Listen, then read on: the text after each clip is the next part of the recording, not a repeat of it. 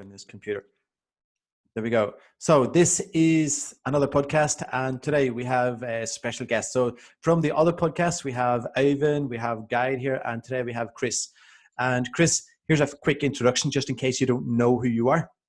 Chris, in 2003, you had the British and Commonwealth record holder in 100-meter breaststroke, the Olympic Games in 2004, European bronze medalist in 2005, 2006, you were a Commonwealth record holder, 2006, you won the bronze medal in Shanghai in China. You also won the European Championships, the 400 relay. Looks like you swim across the Atlantic somewhere across there as well. You became the Sports Personality of the Year in 2006, the Northeast Sports Personality of the Year. British record holder and Olympic finalist in 2008. And it seems like, just to sum it up, you are an amazing swimmer. Now, Brendan, if you managed to do that just, from memory, that was impressive. Yeah, that was all memory. I'd memorizing all night. It was crazy. That is impressive. And so this is actually Chris, the famous Chris, the 2 lengths of the pool Chris that we have used for so many sessions and workshops. I mean, there are thousands of people in Norway that have seen that interview that you did with Simon Hartley, nice. Where you talk about 2 lengths of the pool, and we have used that concept during our consultancy so many times. You have helped us make stacks of money. Yeah, there's thousands of krona, thousands of dollars in the bank because of Chris. Yeah. And then I heard from Brendan that you're starting your own consultancy, and I'm thinking, you should be a millionaire in pounds by now by just doing that story on 2 lengths of the pool. Yeah, I mean, I've been doing a range of things since retiring from swimming. Or, as I say, hung up the trunks. And I now have been spending the last 10 years sharing my story on a variety of different stages, learning to tell the story properly. So everything from children in schools, reception classes, right through to prisons, pupil referral units, disengaged young people on the streets, getting them out of gangs. Oh, wow. I just ask a question. Do they have swimming pools in prisons? Sorry? Do they have swimming pools in prisons? No. Well, actually they do, yes. A prison that I was in not so long ago had theirs closed because there was some dangerous behavior. So drown each other. Yeah, pretty much. Yeah. I think it's so cool because I can't think of one situation where you need to get something done where this isn't applicable. So it's been so nice. It's like when I give courses, when I've been doing workshop, where we're like, especially if you're struggling on time, it's like, this is what we're going to do. And I just showed that video. It is. I think in real short terms, it is a reflection straight back to the aims and objectives of whatever you're doing. It's a straight, quick check-in, a slap across the face to get you back online, to start back to what you set out to do in the first place. And that's what we've been talking about. But when I share my story, I kind of allude to it and build it up because we all remember stories. That's how we learn. Yeah. Now, everybody that is in our circle knows the story. They've seen the video. But could you do like a really short, slimmed down version of it? I know it word by word already. Yeah. Like, this is going to be cool. This is going to be cool, Chris. Go. This is going to be so Absolutely. Good. So the 2 lengths came about when I started working with Simon Hartley. I went to him as he was a sports psychologist. Started working with him for competition anxiety. So I was turning up the competitions and I wasn't able to perform as well as I could do in training. So I was training really hard in the training tank. We were coming out with all sorts of great performances. As soon as I got to a competition stage, my performance on the competition level was way below what I could do in training. And it was kind of like, what is happening here? So we went back through everything that was happening. We started working on competition anxiety. So that's where it started. And it was only ever supposed to be a handful of sessions, go and get something sorted, then come back. What kind of transpired was that there was something more to unearth, if you like, in our work and relationships. So me and Simon started to work together on other aspects. fast forward a few years, and he is now part of the furniture in the team. So it was a conversation that we were having. Just one day I was stressed, hair all over the place. I'd walked in smelling of chlorine, just done 2 hours in the pool, about to do a gym session, and I really could do without someone being on my back, which Simon asked the question, and he said, "What are you stressed about? What are you so stressed about? I don't get it." And I said, "Well, I've got all this stuff on," and I came out with this big long list of things that were kind of buzzing around the head, pressure that was building up. And he said, "That's interesting, considering you only have to swim 2 lengths of the pool." And I thought, hang on a second, mate. What are you serious here? And straight away my ego just clicked in on overdrive. My job's a bit tougher than that, pal. It's a bit harder than that. And that's where it started to stem from. And never forget driving home after that training session thinking, he's really triggered me here. And I always believe in, if you're triggered by something, there's something in it. There's something golden in it if you're brave enough to dig deep and scratch the surface. And that's what made me turn back around and go back in, wave a white flag, walk back into the meeting and said, "Can we explore this?" And that's where it stems from. Simon was still sitting there waiting. Yeah, I think so. Yeah. What the fuck happened? You kind of knew that would happen. So you was like, yeah, we just, go for a drive. You get back here, and it will click. Yeah. I got to tell you a couple of stories as a sort of a response to that, because I was working with this soccer player who is one of the best midfielders in Norway, and we went, through what was his actual product, what was his deliverable on the pitch, and then I showed him the video, and I said, "Okay, so buddy, what is your 2 lengths of the pool?" And he just paused and he looked at me and said, "It's actually placing the ball in the right spot. And sometimes that is in the goal. Sometimes it's over the sideline. Sometimes it's just to my own left foot.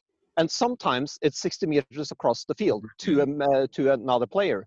But it's actually placing the ball in the right spot." Yeah. So I have another one, and that is, I've been working with Thierry Lakoff, one of the best biathletes, skiing and shooting. You have to say her name really slowly. Thierry Lakoff. Yeah. Thierry Lakoff. Yeah, she's a great girl, and she has some Golden Olympics and World Championships, and she's might be the best biathlete out there right now. Wow. And we were talking about this. I showed the video and asked her, and she said, "Well, it's actually this. It is skiing as fast as I can and hitting the targets." And then we refined that down to not hitting the targets, but hitting the target. Yeah, in the moment. Because there's only one that you're aiming at. You're not aiming at more than one at a time. But the next season, she came back to me and said, "We got to simplify this. It's not skiing as fast as I can and hitting the target. It's actually just being mentally present. Because if I'm mentally present, everything else clicks. Yeah. If I'm there, all the training just falls in place and I perform as good as I do in training, which is fantastic." So now she's just working on being mentally present, which is the only key factor she's working on to make her as good as she is when it comes to mental attitude. Genius. It's so you have helped her get the gold medal in the Olympics. Whether you knew it or not, but now you know. I mean, the concept's been around for a long time. It just takes someone brave enough to walk the course and do it. I think ultimately at the end of my own career, not only was I after a blueprint, which I feel as though I've got, and I'm now applying that to my coaching and mentoring business. I'm now applying it to my Learn to Swim business, and they're both are flourishing. But also, I think it's really important when you reflect back to look back and say, I did everything I could and I'm satisfied. And regardless of what level and what medals you get, if you get that, you've won. You've beaten the game. And that for me is the key. So I left the sport without an Olympic medal. However, I look back and I think that's my best. I laid down my best and I gave myself the best possible chance. And the sense of pride that I have just through that fact alone is priceless. That's like a ski jumper we were working with, and the goal wasn't to win the Olympic gold; it was to get the perfect jump. And it's the same as Bodie Miller, the downhill skier. from USA or Canada, which is the perfect run, not to win the medals. And I used to criticize journalists whenever I said, hey, that was a great race today, you got the medal. I said, no, it wasn't a great race. And journalists never really understood him. It was real. Yeah, it's interesting, isn't it? Because I've heard lots of athletes talk, and there was a phrase not so long ago that I'd heard from an athlete who said, I didn't go to win the medal, I went to pick it up. So they went to that country to pick it up. I thought, where are they going with this? And what it kind of tripped out from the story was that the work was done way, way, way before they went and competed at that competition. I thought that was such a nice way of looking at it. And I always remember coaches saying to me, when the gun goes off and that buzzer goes off, your body will know what to do if you've done that work. And it separates that kind of walking up to the block, so your competition, with worry versus excitement. If you've got worry and nerves, the chances are there's a part of your preparation that's missing. That subconscious will be just nicking away all the time. If we can move up that scale, so because essentially worry and excitement are pretty much the same emotions. They stem from the same place. If we can shuffle you up that scale and work on that preparation, when the gun goes off, they'll be ready, and it works every time without fail. I think that's so nice with linking together what Gare talked about, being present, and what you talk about, because the preparation is done. I've been in like doing sports a lot, and it's been like, when you're there, if you're not prepared, you will automatically kind of try to overreach, and then things can just go so south so quickly. But I really liked what you said about the ego thing. When you're in there and you get this right in your face, and you're like, the first thing is like, okay, I need to get out of here because I flip out. Yeah. And then after a while you go, oh, shit. I think there might be something here. And that is so nice. I'd agree. I think the ego is an interesting thing, because if I can explain it from my point of view, I was trying to protect what I'd already built. So I was kind of trying to be on the defensive already, to say, well, what the heck have I been working on? You know, I'm in the top 16 or 18 in the world. Do we really need to ask that depth of question? And that's what the ego was stopping me from answering, was, hang on a second, I'm in the top 20 here, giving it a bit of, you know, who am I? Or who are you to say that to me? And once you let go of that, it's incredible how sharing that vulnerability actually becomes the strength. You know, there is a parallel here, because two lengths of the pool is such a simple concept. Yeah. And the thing with it is that if you have a guy who has a complex problem in life, he expects the solution to be as complex to match his complex problem. Yeah, true. So if somebody comes and say, you know, what's this? You just got to swim 2 lengths of the pool. What's the problem? And you can't just take that straight away, because you have a complex problem. Now give me a complex solution so I have something of comparable magnitude. Yeah. So this is something I run into all the time. You know, when I help people and people have huge problems, they think, and I go like, okay, now get your butt off the sofa and let's get out and help somebody, because then you will get your focus on other people's problem, not your own problem. And they go, it can't be that simple. Well, watch us. And then I just force them into a simple solution, and they go, you know, it's kind of an affront. It's an insult to my intelligence that I've been immersed in this huge complex problem all the time, and you come with a simple solution. It's damn hard for my ego, really. Yeah, it is. And it's almost like, why didn't I see this? There's a bit of anger there. Yeah, it is. And you know, I always see the human brain as a tool, a problem solving tool. It's not a place to live in. And I see a lot of people constantly trying to fix the problems and overuse the tool. They're overthinking it. And obviously we've all got different preferences. You know, if problems come my way, I'm a very emotive person. Emotions override straight away, and I know that. I'm able to observe myself now. I've learned that skill, and I know it's just a reaction, and I know I need to learn to respond. My wife is a thinker. She's a real quick thinker. Then the emotions come later. But for me, the ultimate, I suppose, position to be in is to use that tool when's needed. It's like your hands. If you overuse your hands, they're going to burn out. And this is where I feel a lot of people are at. They're so immersed in what they're doing, they're overthinking it. They can't actually see the opportunities that they're presented with. They're overusing the tool. Yeah. That's a great thing to reflect on. I have another thing. I have a question for you. Yeah. Now you've been doing talks in various places, including the prisons, etc. Now, so you have gone from being potentially an egotistical maniac, meaning a top athlete that is only thinking about yourself and the gold medals and the performance, etc., over to actually helping other people in, let's say, prisons. Now, how has that transition been for you? Do you know, the transition was really hard. In fact, I'm really excited with my new coach and to start to help athletes transition, because there's a massive soul journey to go on, and you almost lose identity. You've definitely got to challenge the ego. And I lost myself for maybe 3 years, and I was trying to find myself until I realized I needed to stop finding and start to create. Oh, cool. There was a creation process. I stopped searching all over and started to just inner reflect.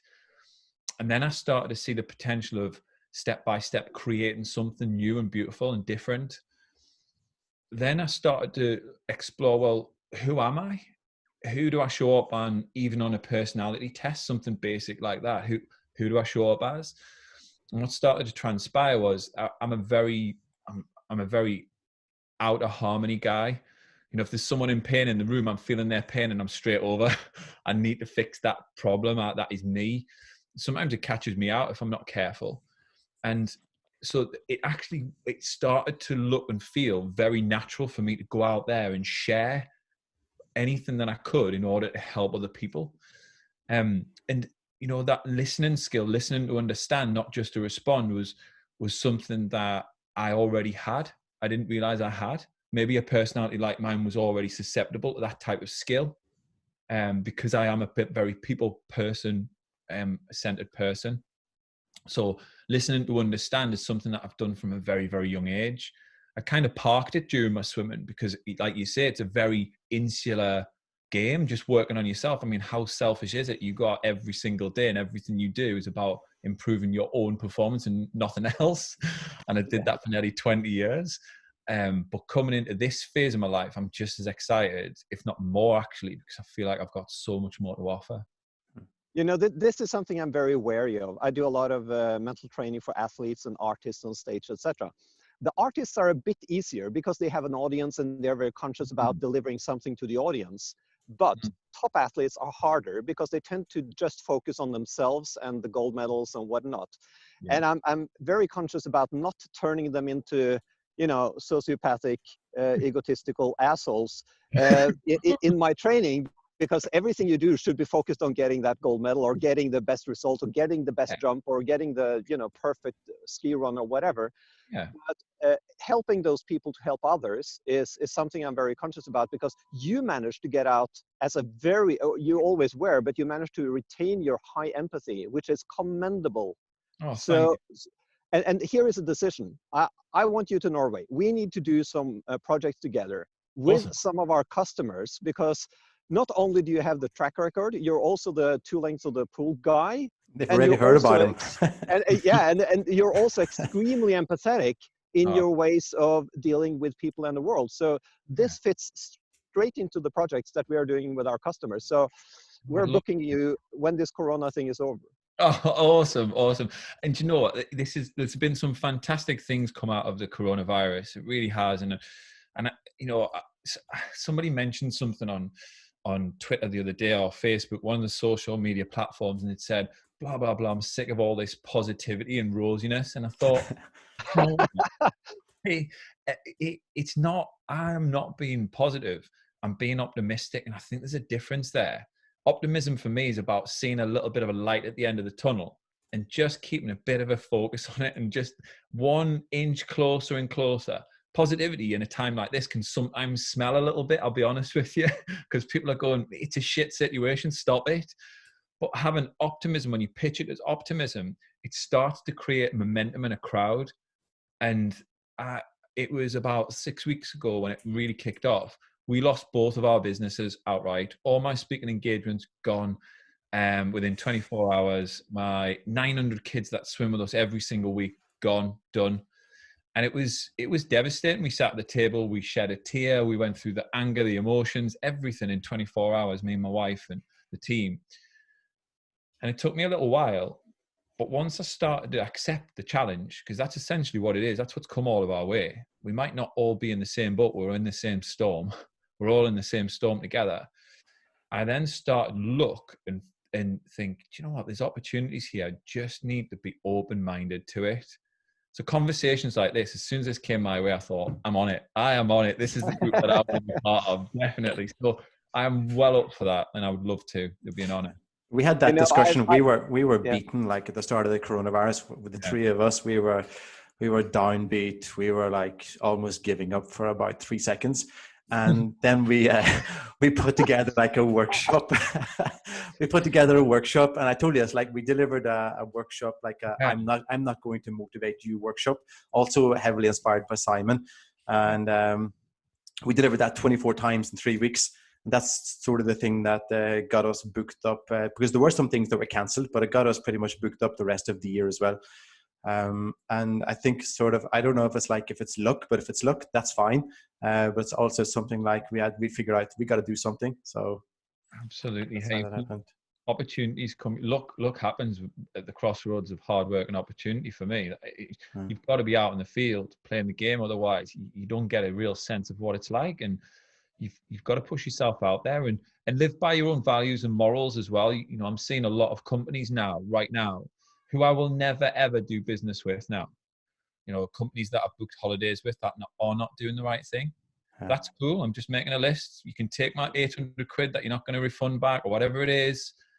That's fine. You're going to miss out on 10 years worth of our families going on holidays and tens of thousands of pounds. That's fine, because they're not looking at the bigger picture. So the moral compass of companies and individuals and how we treat each other is really coming to the surface now. There's definitely a very different, how can I put it, a very different focus on business right now. And just sharing and showing that empathy is right at the forefront. If you're not doing it, it's unsure.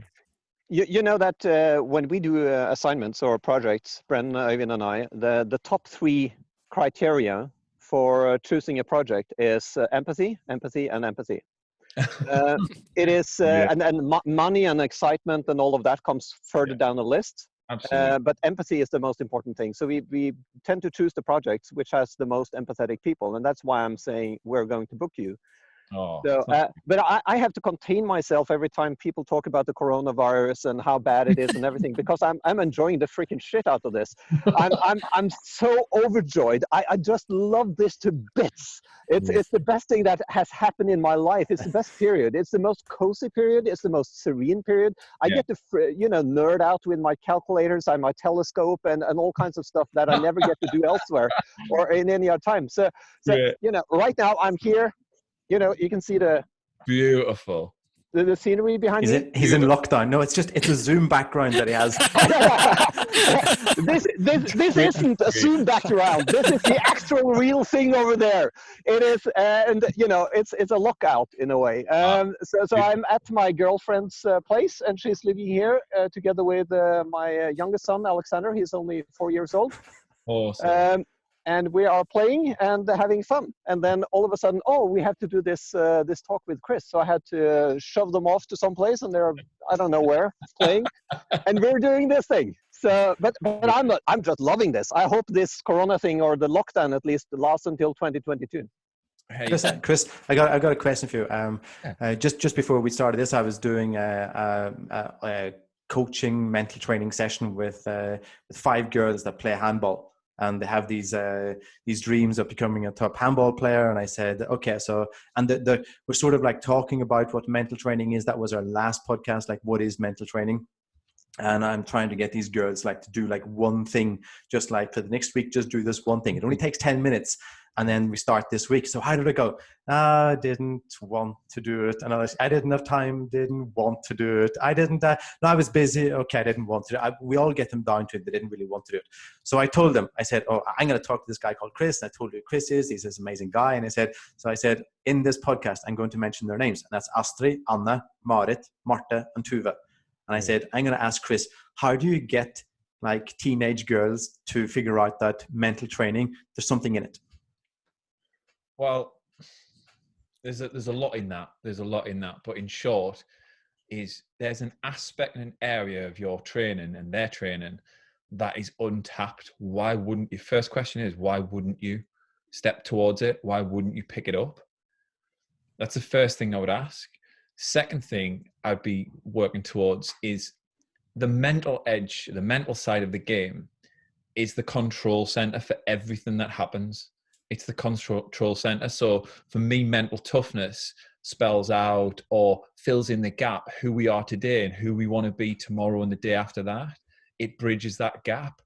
And that mental toughness for me splits into a couple of different areas. But right now, the area that it's focused on is adversity. We're all going through adversity. So how do you make you come back stronger than you set back? And when we start to pose those sorts of questions to, especially during this moment in time, it's less physical, this challenge. This is less physical, this challenge. It's very emotional and it's very mental. So for me, going up to the very top level of any sport, I would say the percentage has got to be much higher than 50% mental, much higher. Yes. That's a big shout out to Astrid, Anne, Marit, Marta and Tuva. Now you got it from Superstar Chris. Yes, we got to do it. Because we've also got Ivan here, and Ivan he's really cool because he usually sometimes just lets me and Guy talk too much. But Ivan is probably one of the three of us that has been the most mentally tough in sports. Between the three of us. True, Ivan? I hope so. It all depends. You're really good at that e-gaming nowadays. Yeah, I've been doing martial arts, skateboarding, and American football all on national level, and I never really realized the mental aspect. I just felt like I got really lucky because I made all these mantras for myself. Like I found out if I'm too excited, I don't do really well.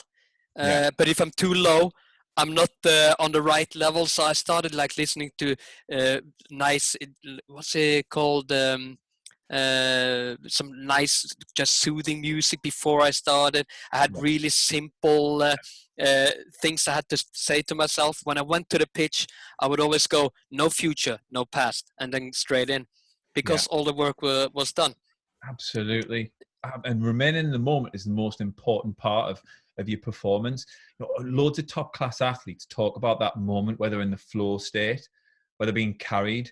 And I've experienced that. I feel really privileged and honored to have experienced that feeling a handful of times.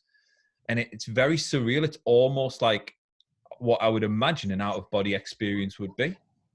And you are being carried, you are being moved through that. So the subconscious is such a powerful tool to use. It's incredible. There's Alexander. Hello, Alexander. Like, who are these guys? It's unbelievable. And those things, they stick with you forever. You do. And sorry, I'm just a massive fan of visualization as well, and making it really personal as possible. And that's not just in sport, that's also in business. I do work with businessmen and women to help them visualize what do they want to see, because we need to send that message to that part of the brain that doesn't understand the difference between what it's actually physically seeing and what the mind's eye is visualizing. And if we can create that mental picture, what we start to create for the mind is a pathway, a nudge, almost a signal to say, this is what I'm after, and this is what you need to problem solve to get me there. And it's incredible what starts to pop up once you've done a visual and you're really starting to get the feel of it, and it's ingrained in the subconscious. The subconscious starts to go and do all the work that your conscious mind doesn't really need to do. So it pulls you towards conversations. Or I'm sure you've had those moments when you go, I was just talking about that and somebody brings it up, or I was just thinking about that the other day. Those are like what I call happy accidents. They happen when you're bang on track and when you're in alignment and you've got that you're on that spiritual journey. I've had some crazy ones. In fact, I was tempted to start to write a book about some of the coincidences I've had. They've been out of this world, and they've always been linked to whenever I'm really in tune with something I'm doing, I'm loving it, and I'm living it, and I've got that energy about me from the inside out. They've come thick and fast, and those moments in time, it's insane. That's so fitting with the situation we're in right now with Corona and everything. When this started, I just thought, what can we do here? There's less opportunities, there's less arenas. So I was like, it's kind of easier because I don't have to look at all these arenas. Now I just have a few. So that's kind of nice. And then we start talking about how is this going to turn out? You don't know. But is there anything that's bad that can come out of it? No. Beautiful things come out of chaos. Yeah. Beautiful. This is one of them. This is the main. We got to get you to Norway, man. Now, one thing, Chris, when you get to Norway, you and I are going to have a cup of coffee because we're going to talk about spiritual journey. But we'll park that for the coffee. Yeah, I would love that. I would love that. I'm a huge fan of coincidences, and I'm gonna definitely write a book on them because mine have been unbelievable. I got a question on something else. Are you a football fan? Newcastle, Sunderland? I'm not really, you know. But if you had to choose, it's Sunderland probably. Sunderland. All right. Oh, damn! Are you a Newcastle fan? Yeah, I am. You know, I started a company in Newcastle when I was 19, back in 1987. And we had somebody up there running it for 3.5 years, and it was a games company doing publishing role-playing games that I wrote. Wow! So it stems from there. Newcastle's a great city. I used to live there. I lived there for about 12, 15 years. A great city. Oh yeah, I love it. A lot of Norwegian influence. Oh yeah. Because of the Vikings and everything. So absolutely, yeah. This is great. What I suggest, we sort of like don't take. We've been on for 30 minutes. I think this was great. We can, if any of us want to come up with any other ideas to do this again, that would be great. We can even take like different topics or whatever. I totally agree with Guy. We will get you over to Norway, and because there's a lot of our customers have heard about you already. It's crazy. And I've a big shout out to Simon because we've sold a lot of Simon's books here in Norway. 2 Lengths to the Pool. And I told you, and I keep telling Simon, page 1 to 47 is just unbelievable. Simon's always like, "What's wrong with the 48?" I think the simplicity of those first 47 is really, really beautiful. So yeah. So this is not just a postulate. This will happen. You will go to Norway. There is no question about that. I'm excited about that. I'm really yeah. Thanks so much for having us on the call. You know, these crazy, I call them interesting times actually, because I think you've got to define the times to how you want your mood to fit and where you want it to go. And for me, my message hasn't changed. I don't know about you guys, but your message is exactly the same. You've just had to redefine the word stage, really. I can tell you my 2 lengths. My 2 lengths is because Simon, I think, asked me this. He was here on Christmas holiday, and he said, "So what's your 2 lengths?" And I'm like, straight away, I got it. I'm like, I'm helping more people have more okay days. That's it. That's sort of what I live by. That's it. Just help more people have more okay. We're not going for amazing. We're not going for the warrior state. We're just going for okay days. We want more people at the end of the day to say, "How was your day?" It was okay. That's it. That's all we're going for. Brilliant. That is genius. You know, when I played American football, I had my 2 lengths in regards to the linebackers, the big scary guys that's coming to get me. And I was like, my only goal was to make them laugh. Really? Yeah, because when somebody that's really angry starts laughing, they're not going to chase you that hard. And it worked every time. So I was telling jokes, I was doing everything I could to make them laugh, and it worked. That was the craziest part. That's funny. That's brilliant. But we're going to put this out on YouTube. That's okay for you, Chris? Yeah, absolutely. Yeah, we just throw it out. We don't edit anything, and we just put it straight out as it is. We are who we we do are. it raw. It's all raw. It's first take. There is no editing. It's just raw. Everything we do. Perfect. That's authentic, isn't it? Right. I'll send you a link, and this was great. Really great to meet you again.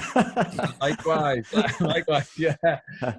And thank you so much for having me on the podcast. And I would love to work with you guys in the future. So whatever your thoughts and feelings are, shout me up.